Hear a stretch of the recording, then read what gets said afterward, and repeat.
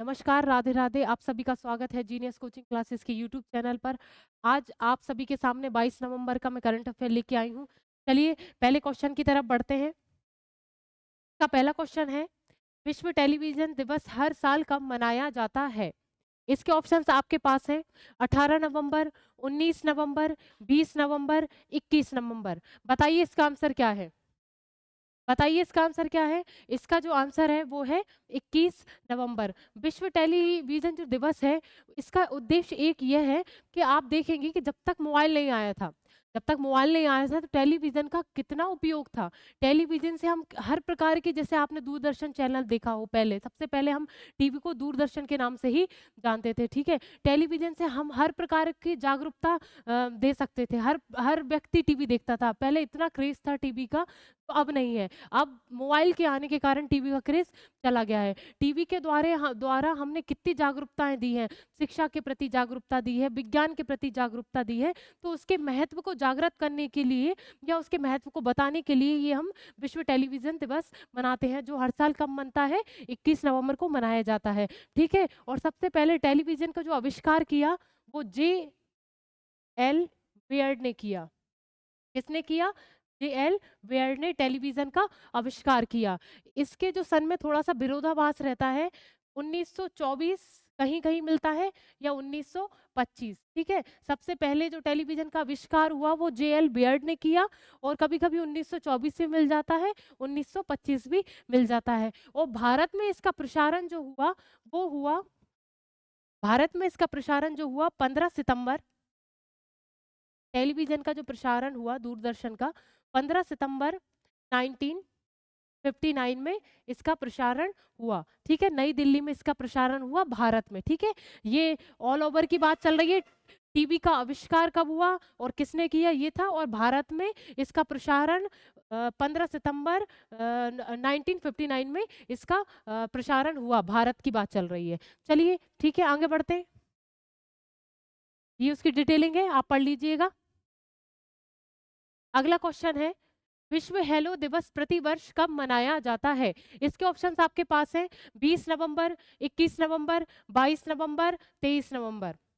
इसका जो आंसर है वो है 21 नवंबर। विश्व हेलो दिवस, इसका उद्देश्य ये है कि कोई भी संघर्ष हो या कोई भी विपरीत परिस्थिति हो, उसमें केवल हथियारों से या बल से ही काम नहीं चलाया जा सकता। आप किसी की चिंता या फिर आप किसी से विचार विमर्श करें, उससे मिलें, उससे बातचीत करें, तो उसके अंदर का जो संघर्ष है हम बातचीत से या संचार से समाप्त कर सकते हैं, ठीक है? तो इस दिवस को मनाने का एक उद्देश्य ये है कि लोग बागों में जो विरोधाभास होता है, जो टेंशन जिसको बोलते हैं ना, अधिक टेंशन ले लेने से तो कहीं न कहीं गंभीर बीमारियाँ बन जाती है। तो उसको बातचीत से हम कम कर सकते हैं, मानसिक बीमारियाँ बन जाती हैं, तो उसी को हम बातचीत से कम कर सकते हैं। इसका एक उद्देश्य ये भी है, प्रेम की भावना बढ़ाना, सद्भावना रखना एक-दूसरे के प्रति, कहीं न कहीं ये ऑल ओवर एक विचारधारा को अपने अपने अंदर समाहित है। ये हेलो दिवस जो है, विश्व हेलो दिवस जो है, वो 21 नवंबर को मनाया जाता है। चलिए, ये डिटेलिंग है। चलिए आगे बढ़ते हैं। अगला क्वेश्चन है, एआईएफएफ फीफा अकादमी भुवनेश्वर में कब लॉन्च की जाएगी? इसके ऑप्शंस आपके पास है। 21 नवंबर, 22 नवंबर, 23 नवंबर, 24 नवंबर। बताइए इसका आंसर क्या है? बताइए इसका आंसर क्या है? इसका जो आंसर है वो है 21 नवंबर। पहले आप इसका फुल फॉर्म लिख लीजिए। ऑल इंडिया, ये all all India football football federation. देखिए, इसका पहले आप फुल फॉर्म लिख लीजिए। एआईएफएफ का फुल फॉर्म क्या है? All India football federation FIFA academy Bhubaneswar में कब लॉन्च की गई? इसके ऑप्शंस का जो आंसर है वो है 21 नवंबर, ठीक है? भुवनेश्वर उड़ीसा की राजधानी है। भुवनेश्वर क्या है? उड़ीसा की राजधानी है। वहाँ पर हम ये लॉन्च कर रहे हैं, ठीक है?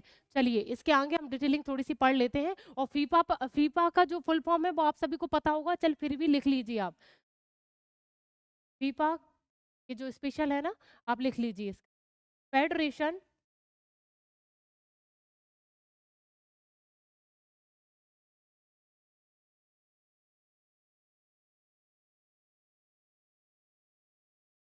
फेडरेशन इंटरनेशनल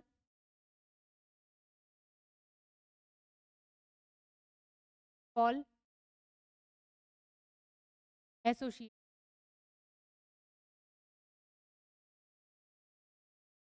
ठीक है, फीफा का ये फुल फॉर्म है। ये जो AIFF जो है वो इंडिया स्तर पर हम स्थापित कर रहे हैं, फीफा की एक संस्था स्थापित कर रहे हैं, वो हम इंडिया में स्थापित कर रहे हैं, वो भुवनेश्वर में, उड़ीसा की राजधानी भुवनेश्वर में हम स्थापित कर रहे हैं। जो वैश्विक स्तर पर जो फीफा के जो प्रबंधक हैं, विकास प्रबंधक, जो आर्सेन वेगनर जो ये जो फीफा संस्था है, जो फुटबॉल का जो गेम आयोजित करती है, उसका जो विकास प्रबंधक के पद पर जो कार्यरत है, उनका नाम है आर्सेन वेगनर, जो है फ्रांस से संबंधित हैं, जो फ्रांस के खिलाड़ी भी हैं और वहाँ के प्रबंधक भी थे। तो वहाँ पर यहाँ पर इंडिया में आके वो 3 दिवसीय अपना एक आश्रय बनाए हुए हैं, 3 दिवसीय वो यहाँ 3 दिन से यहाँ पर हैं, 21 से 23 तक, 21 से 23 नवंबर तक वो यहाँ पर रुके हुए हैं। और वो फुटबॉल की जितनी भी छोटे छोटे क्लब हैं या बड़े क्लब हैं, उनसे बातचीत कर रहे हैं, और यहाँ पर भुवनेश्वर पर All India football Federation Academy Bhubaneswar में स्थापित कर रहे हैं। इसका उद्देश्य ये है कि कोई भी फुटबॉल के से संबंधित जो खिलाड़ी है वो पीछे ना रह जाए, मतलब कहीं ना कहीं फुटबॉल गेम को बहुत आगे विस्तारित करने का इसका उद्देश्य है। ठीक है, चलिए ये देखिए, सब पूरा वही लिख रहा है जो मैंने आपको पढ़ाया हुआ है। ठीक है, ये फुटबॉल और द आर्सेन वेगनर तो फ्रांस से संबंधित है, ठीक है, फ्रांस से संबंधित है,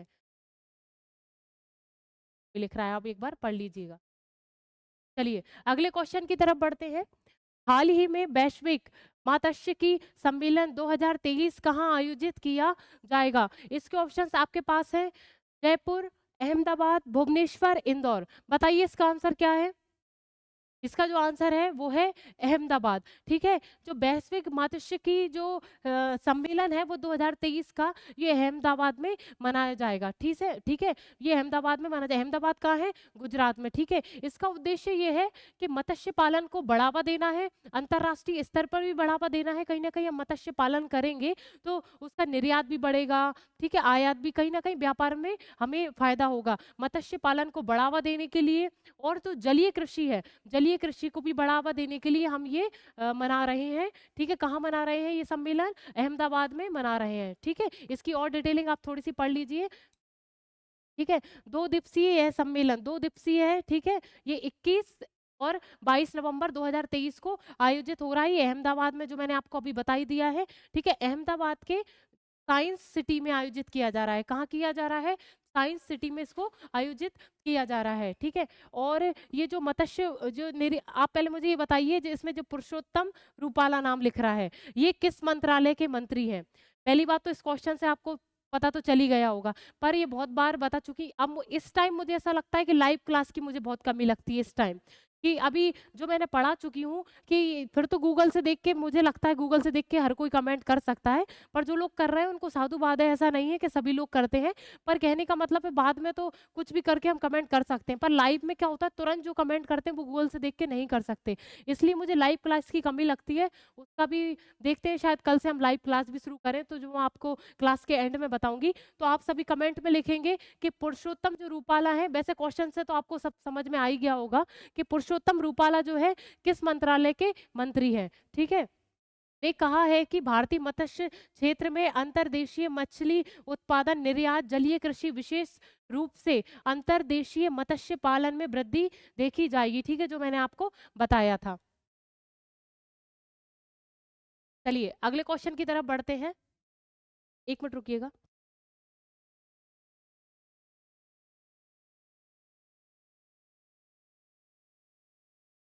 5वां क्वेश्चन है, हाल ही में कौन आभासी रूप से दूसरे बॉयस ऑफ ग्लोबल साउथ शिखर सम्मेलन की मेजबानी करेगा? इसके ऑप्शंस आपके पास हैं, भारत, ऑस्ट्रेलिया, फ्रांस, जापान। बताइए इसका आंसर क्या है? इसका जो आंसर है वो है भारत। ठीक है, आभासी रूप से voice of Global South Summit जो है, जो सम्मेलन शिखर है, उसकी जो मेजबानी करेगा वो हमारा भारत है, ठीक है। और ये दूसरा संस्करण है, ये जो हो रहा है वो दूसरा संस्करण है, और पहले संस्करण की मेजबानी भी भारत ने कर चुका है भारत, ठीक है। और वो जो पहला संस्करण है वो हमारे 2023 के जनवरी महीने में ही हुआ था, ठीक है। और वो आभासी रूप से ही इसकी मेजबानी की थी। आभासी रूप का मतलब ये है कि वहाँ प्रत्यक्ष रूप से वो उपस्थित नहीं था, किसी भी माध्यम से या किसी डिजिटल यूनिट के माध्यम से हम उसकी मेजबानी करेंगे। इस बार भी ऐसा ही हो रहा है, और उसके पहले संस्करण में भी ऐसा ही हुआ था, ठीक है। और जो Voice of Global South Summit जो है, सम्मेलन जो है, वो इस उद्देश्य से बनाया जा रहा है कि जो G20 हुआ था, जो मैंने पहले भी बताया है आपको, G20 के बारे में भी आप मुझे कमेंट करेंगे, ठीक है। आप सभी को स्ट्रिक्ट तरीके से कह रही हूँ, आप या तो इसको आदेश मान लीजिए या निवेदन मान लीजिए, कुछ भी मान लीजिए। आप सभी, मैंने अभी आपको पुरुषोत्तम रूपाला के बारे में भी पूछा, तो अगर जिसने पुरुषोत्तम रूपाला के बारे में जो कमेंट किया है, तो इसका मतलब ये नहीं कि उसने एक कमेंट कर दिया तो वो अगले कमेंट का आंसर नहीं देगा। जितने भी क्वेश्चन पूछ रही हूँ, हर एक बंदा उसका आंसर देगा। अभी परसों अच्छे क्वेश्चन के आंसर दिए थे, पर कल थोड़े से कम हो गए, ठीक है। तो ऐसा नहीं है कि एक क्वेश्चन का आंसर दे दिया, सारे क्वेश्चनों के आंसर आपको देने हैं। G20 मैंने आपको पढ़ा दिया है, G20 से जितनी भी संबंधित बातें हैं आप मुझे कमेंट में लिखेंगे, ठीक है। तो इसका उद्देश्य ये है कि तो G20 में जो भी निर्णय लिए गए थे, जो भी समझौते हुए थे, जो भी बातचीत हुई थी, जो निर्णय घोषणा हुई थी, वो साउथ देशों में, जो दक्षिण के देशों में पहुंचाना और उनको बताना कि ऐसे-ऐसे निर्णय लिए गए हैं। जानकारी तो होती है पर उनको लागू करवाना, ये उसका उद्देश्य है। कौन से सम्मेलन का है? Voice of Global South summit या शिखर सम्मेलन, ठीक है? इसका उद्देश्य यह है। चलिए, देखिए सब वही लिख रहा है, कुछ अलग से नहीं है। चलिए, अगला क्वेश्चन है, हाल ही में किस हवाई अड्डे ने सनफ्लावर पहल शुरू की है? इसके ऑप्शंस आपके पास है, मुंबई हवाई अड्डा, बेंगलुरु हवाई अड्डा, दिल्ली हवाई अड्डा और सांगानेर हवाई अड्डा। बताइए इसका आंसर क्या है? इसका आंसर क्या है बताइए, क्योंकि ये तो मैंने कल परसों मैंने ही पढ़ा था, सब लोग पढ़ते ही होंगे, करंट अफेयर सब जुड़े ही होंगे। तो बताइए इसका आंसर क्या है? इसका जो आंसर है दिल्ली हवाई अड्डा। इसका एक उद्देश्य है, हवाई अड्डा मतलब जो एयरपोर्ट में सनफ्लावर पहल कर दी गई है, वो कौन से हवाई अड्डे पे की है? दिल्ली हवाई अड्डे पे, दिल्ली एयरपोर्ट पे कर दी गई है। इसका जो उद्देश्य है, जो अंदरूनी विकलांगता है, अंदरूनी विकलांगता, एक मिनट रुकिए। हाँ, अंदरूनी विकलांगता जो दिखती नहीं है, अदृश्य होती है, अंदरूनी जो मानसिक भी हो सकती है, शारीरिक भी हो सकती है, संवेगों से अस्थिरता भी, ये एक अदृश्य विकलांगता में ही इसको सम्मिलित किया जा सकता है। जो दिखती नहीं है, देखो हाथ पैर अगर किसी के टूटे हुए हों तो वो दिखते हैं, वही विकलांग दिखता है, पर जो अदृश्य विकलांगता है जिसको हम देख नहीं सकते पर व्यक्ति उससे पीड़ित होता है, उसको उसको उससे कोई दिक्कत ना आए एयरपोर्ट पर, किसी भी मतलब यात्री को दिक्कत ना आए, इसलिए इस पहल को आगे बढ़ाते हुए सनफ्लावर पहल नाम दिया गया है, ठीक है। अदृश्य विकलांगता को किसी भी पीड़िता को दिक्कत ना आए एयरपोर्ट पर, इसलिए हम सनफ्लावर पहल इसको लागू की है। कौन से हवाई अड्डे ने की है? दिल्ली हवाई अड्डे ने की है, ठीक है, दिल्ली एयरपोर्ट ने की है। चलिए, इसकी ये डिटेलिंग दी है। चलिए, अगला क्वेश्चन है, हाल ही में किसने दुनिया का पहला ship to ship LNG transfer पूरा किया है? इसके ऑप्शंस आपके पास है, BHEL भेल, GAIL गेल, ONGC, और इनमें से कोई नहीं। इसके ऑप्शंस हैं आपके सामने। अब इसका आंसर आप अपनी कॉपी में लिखिए कि इसका आंसर क्या होगा। इसका जो आंसर है वो है गेल।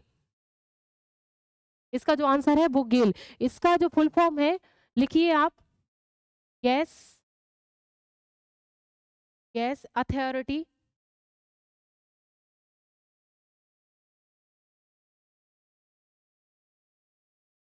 अथॉरिटी, एक मिनट रुकिए,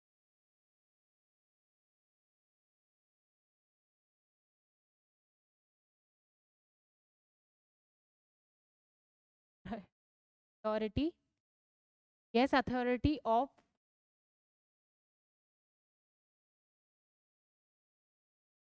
इंडिया लिमिटेड।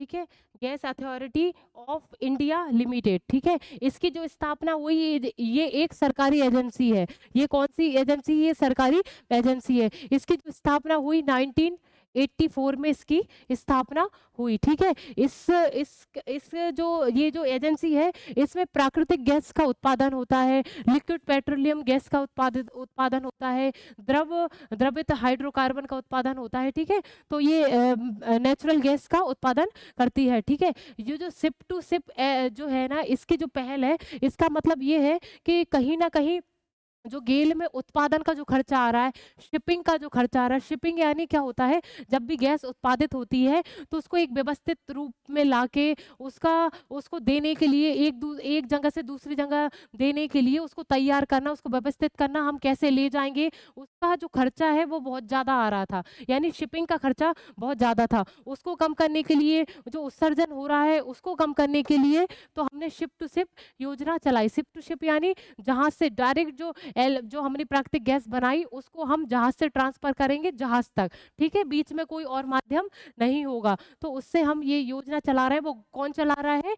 गेल। ठीक है, इसका फुल फॉर्म क्या है? Gas authority of India limited. इसकी जो स्थापना हुई 1984 में इसकी स्थापना हुई। ठीक है, और जो भेल है इसका भी आप मैं बोल रही हूँ, आप लिख लीजिए। इसका जो फुल फॉर्म है, भारत हैवी इलेक्ट्रिकल्स लिमिटेड। इसका जो फुल फॉर्म है वो लिखिए, भारत हैवी इलेक्ट्रिकल लिमिटेड, लिख लीजिए। और जो तीसरा ऑप्शन है ONGC, इसका फुल फॉर्म लिखिए, ऑयल नेचुरल एंड गैस, लिखिए, ऑयल नेचुरल गैस कॉरपोरेशन, लिख लीजिए।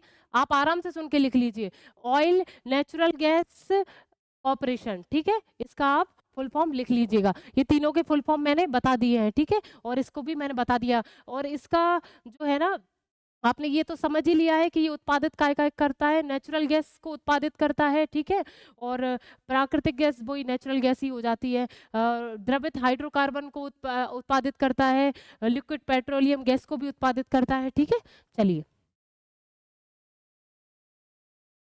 अगला क्वेश्चन है, ये उसी की डिटेलिंग है। अगला क्वेश्चन है, हाल ही में इनोवेशन इकोसिस्टम को बढ़ाने के लिए भारत और किस देश ने समझौता किया है? इसके ऑप्शंस आपके पास है, अमेरिका, ब्रिटेन, फ्रांस और चीन। बताइए इसका आंसर क्या है?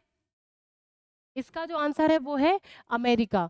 जो इनोवेशन इकोसिस्टम है, इनोवेशन इकोसिस्टम एक उद्योगों से संबंधित है। क्या होता है ना, कि जब हम कंपनियों के प्रति या व्यापार, जो भी कंपनी, बड़े बड़े उद्योग हैं, बड़ी बड़ी कंपनियां हैं, का सिस्टम हम सही तरीके से नहीं व्यवस्थित करेंगे या नवाचार नहीं लाएंगे, कोई भी उद्योग हो या कोई भी कंपनी हो, उसमें अगर नवाचार नहीं बना रहेगा तो कहीं ना कहीं वो कंपनियां या व्यापार ठस पड़ जाएगा, और कहीं ना कहीं हमारी अर्थव्यवस्था भी कम हो जाएगी। तो उसी को नवाचारता देने के लिए भारत और अमेरिका ने ये एक संधि या हस्ताक्षर किए हैं। ठीक है, किसने किए हैं? अमेरिका ने। ठीक है, ये व्यापार से संबंधित है। ठीक है, चलिए इसकी थोड़ी सी डिटेलिंग पढ़ लेते हैं।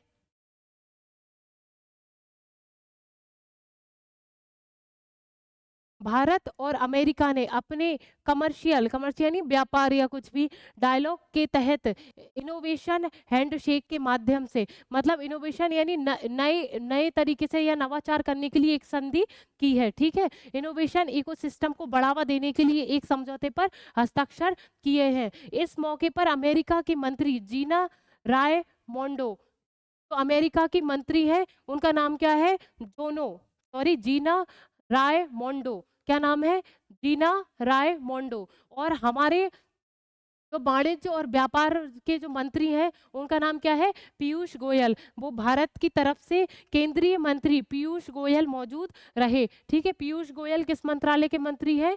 वाणिज्य एवं व्यापार मंत्रालय के मंत्री हैं। ठीक है, खाद्य और सार्वजनिक वितरण और ये सब चीजें जो है ना, इसी मंत्रालय के अंतर इनको अतिरिक्त भी कार्य देखना पड़ता है पीयूष गोयल को। वाणिज्य और व्यापार मंत्रालय के मंत्री तो ये है ही है। चलिए अगला क्वेश्चन है, हाल ही में किस देश के राष्ट्रपति के शपथ समारोह में केंद्रीय मंत्री किरेन रिजिजू भारत का प्रतिनिधित्व किया?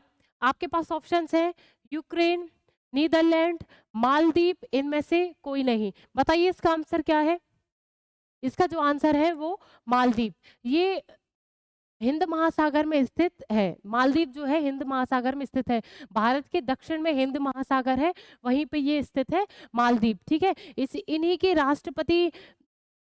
जो राष्ट्रपति की जो शपथ हुई थी उसी में हमारे भारत का प्रतिनिधित्व करने के लिए कौन गए थे? ये गए थे किरण रिजिजू। ये जो है पृथ्वी विज्ञान मंत्रालय के मंत्री हैं। कौन से मंत्रालय के मंत्री हैं किरण रिजिजू? किरण रिजिजू जो है पृथ्वी विज्ञान मंत्रालय के मंत्री हैं। ये वहां पर उपस्थित थे जब राष्ट्रपति की शपथ ली जा रही थी। कौन, किस देश के? मालदीव के ली जा रही थी। और ये कहीं ना कहीं जो समुद्र सामरिक जो होते हैं ना, युद्ध, सामरिक यानी युद्ध, उससे संबंधित है। भारत और मालदीव का अच्छा संबंध है और कहीं ना कहीं हमें मतलब मालदीव से हमारे संबंध पहले से भी अच्छे हैं। और आपने इमेज भी देखा हो कि मालदीव लोग बाग घूमने जाते हैं, बीच में बहुत समुद्र है और बीच में वो, तो मालदीव लोग बहुत घूमने जाते हैं कहीं ना कहीं। तो सामरिक युद्ध में भी भारत और मालदीव का अच्छा संबंध है। चलिए ये देखिए, दिख रहा होगा सभी को। चलिए आगे बढ़ते हैं।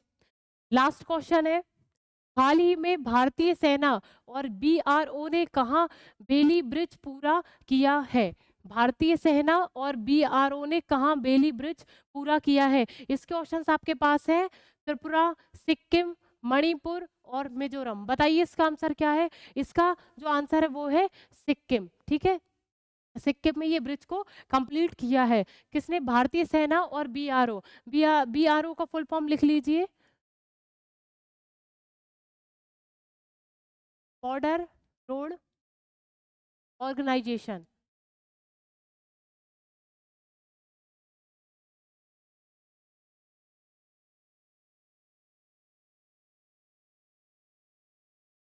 Border Road Organisation. ठीक है, भारतीय सेना और बॉर्डर रोड ऑर्गेनाइजेशन ने ये ब्रिज कंप्लीट किया है। कहाँ पर किया है? सिक्किम में किया है। ठीक है, और ये जो ब्रिज है वो सिंगल स्पैन पर आधारित है। सिंगल स्पैन मतलब उस पे दो कोने तो यहाँ लगे ही होते हैं जिस पे आधारित होता है, पर बीच में जो सपोर्ट दिया जाता है वो सिंगल उस पर ही आधारित है। इसलिए ये बहुत अच्छा और बहुत अनूठा ब्रिज है। ठीक है, ये बहुत अनूठा ब्रिज है, सिक्किम में इसको स्थापित किया गया है। ठीक है, और इसकी जो ऊंचाई है वो, चलिए हम आगे बढ़ते हैं, 200 फीट इसकी ऊंचाई है। देखिए इस ब्रिज की जो ऊंचाई है वो कितनी है? 200 फीट इसकी ऊंचाई है। ये 200 फीट की इसकी ऊंचाई है। ये इंजीनियरिंग चमत्कार है। तो ठीक है, एक सिंगल स्पेन में उसको रखा जा रहा है। स्वाभाविक सी बात है, उस पर कितने लोग आएंगे जाएंगे तो उस पर वजन होगा, पर उसको सिंगल स्पेन में या एक ही आधार पे रखा जा रहा है, तो ये कहीं ना कहीं बहुत मजबूत है। ठीक है, तो ये कहाँ पर आयोजित, ये सॉरी, इसको कहाँ पर लॉन्च किया जा रहा है? सिक्किम में किया जा रहा है।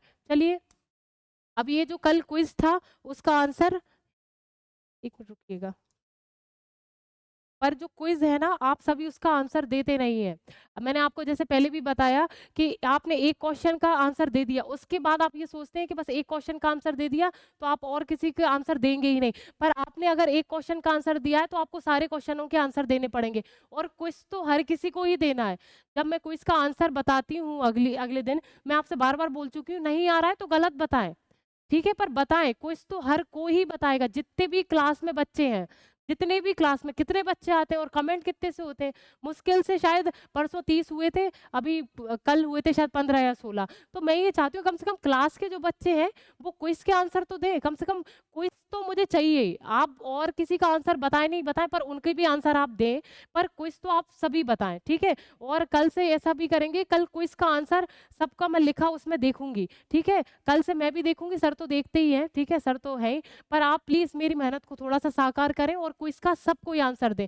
चलिए, जो पहले जो इसका कल जो हमने वो निकाला था इसका क्विज, उसका जो आंसर है वो है ओपोलोनी नारिस डिसूजा। अपोलिनारिस डिसूजा, ये कर्नाटक राज्य की है। मैंने आपको बताया था इनको पुरस्कार मिला है। कर्नाटक राज्य के किस उसको पुरस्कार मिला है, किनको मिला है? अपोलिनारिस डिसूजा, ये कर्नाटक से बिलोंग करती हैं। ठीक है, कलाकार पुरस्कार इनको 2023 का मिला हुआ है। चलिए आज का क्विज जो है, आज का क्विज है, देख लीजिए, सभी को आंसर देना है। दुनिया के पहले एआई रोबोट सीईओ का नाम क्या है? इसका आंसर सभी आप कमेंट में लिखेंगे। और कल से ये जो क्लास है वो लाइव होगी 7 बजे से। ठीक है, ये जो करंट अफेयर की क्लास है वो सभी लोग जितने भी क्लास में लोग हैं और जो अदर भी देख रहे हैं वो 7 बजे करेक्ट टाइम पर आप लाइव आ जाए। ठीक है, और जो क्लास आते हैं वो जब जैसे ही ये कंप्लीट हो जाए क्लास, फिर उसके बाद अपने अपने घर से निकल के सर की क्लास लेने आए। ठीक है, कल से 7 बजे ये लाइव क्लास स्टार्ट होगी करंट अफेयर की। चलिए फिर कल मिलते हैं। राधे राधे।